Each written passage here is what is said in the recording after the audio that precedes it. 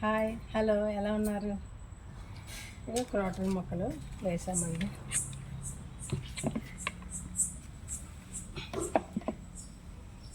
రకరకాల క్రోటన్లు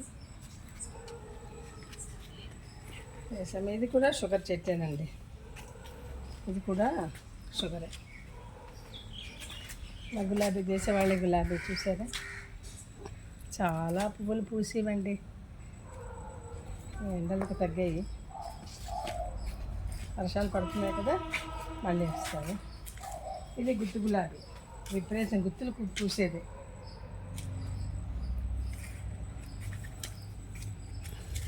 ఇక్కడ చామంతులు ఉన్నాయి.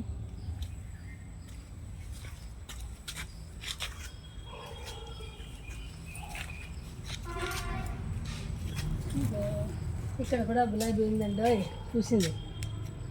ఇక్కడ కూడా గులాబీ పూసింది.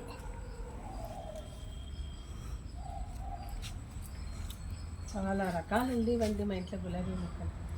అన్నీ ఎండలకు ఎండిపోయి మేము క్యాంపులు వెళ్ళిపోవడం చేయడం, తీర్థయాత్రలకి వెళ్ళిపోవడం వల్ల అన్నీ కూడా మరి మొక్కలన్నీ ఇదే.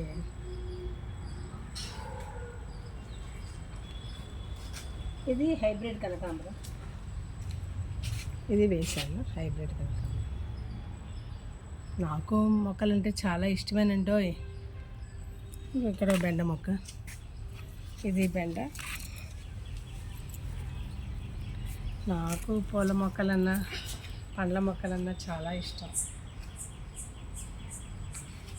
అందుకే ఇలా వేసుకున్నాను నేను. మన ఇంట్లోనే ఇన్ని రకాలు కాయలు కాస్తుంటే బయట ఇంకా కొనుక్కోవడం ఎందుకంటే, జాగా ఉన్న ప్రతి ఒక్కరు ఇలా వేసేసుకుంటుంటే విత్తనాలు తెచ్చేసుకోవడం, వేసుకుంటే చక్కగా ఇది పందిరిలా వేసుకోవడం చేసుకున్నామంటే అదే ఎంతో బాగుంటుంది.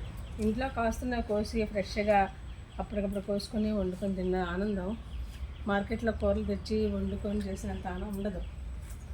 దవనం చూసారా, మా గార్డెన్లో దవనం కూడా సాధారణంగా ఎక్కడా బతకదండి. ఇదిగో దవనం,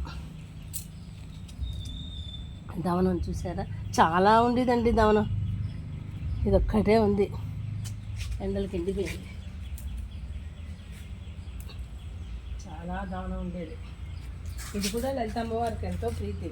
ఆవిడకి మాలలో వేసి కట్టిద్దాన్ని, కనకాంబరాలు దవనం మరువం వేసి మాల కట్టి పెట్టిద్దాన్ని. శుక్రవారం లక్ష్మీవారం షిరిడి సాయిబాబా గారికి పెట్టిద్దాన్ని.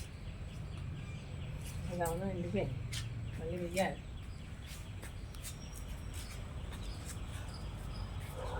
ఇది హైబ్రిడ్ కనకాంబరం, మద్రాస్ కనకాంబరం అంటారు కదండి, అదే హైబ్రిడ్ కనకాంబరం, మద్రాస్ కనకాంబరం అన్న. ఇది ఇక్కడ ఉంది, ఇక ఇక్కడ కూడా వేశాను. ఇవి కూడా మద్రాస్ కనకాంబరం.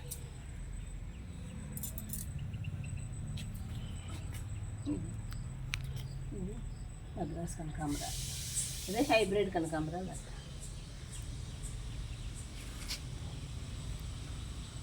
సంరక్షణ కూడా చిన్నపిల్లలకి ఎలా సంరక్షణ చేయాలో ఈ మొక్కలకు కూడా అలాగే సంరక్షణ చేసుకుంటుంటే చక్కగా ఎంతో ఆనందాన్ని ఇస్తాయి మనకి.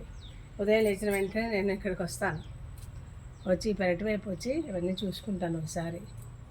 ఏ మొక్కలు ఉన్నాయి, ఏంటి, ఏ పువ్వులు ఉన్నాయి, ఏ కాయలు కాస్తాయి. ఇదే మా సంపంగి చెట్టు చూడండి ఎంత పొడవుకి వెళ్ళింది. డాబా మీదకి కూడా వెళ్ళి కోస్తుంటారు ఈయన, బోల్డ్ పువ్వులు పట్టుకొస్తారు కోసి మేడం నుంచి. చాలా పొడవుగా అయిపోయింది. ఆ డాబా మించే కోసుకుంటాం, కిందకి వస్తాము, డాబా ఎక్కి డాబా మీద కోస్తాం.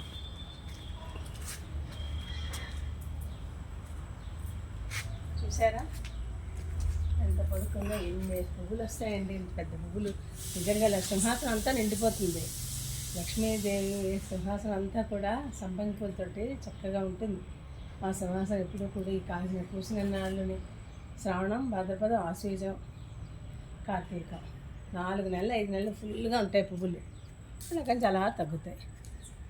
ఆ 4 నెలలు మాత్రం మంచి పువ్వులు, బోల్డ్ పువ్వులు వస్తాయి, పెద్దవి, పచ్చగా, పెద్ద కాడతో చాలా బాగుంటాయి.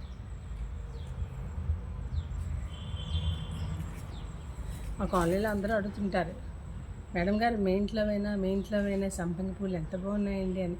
2-3 పెట్టుకుంటూ ఉంటాను, మిగతా దేవుడికి పెట్టేస్తాను.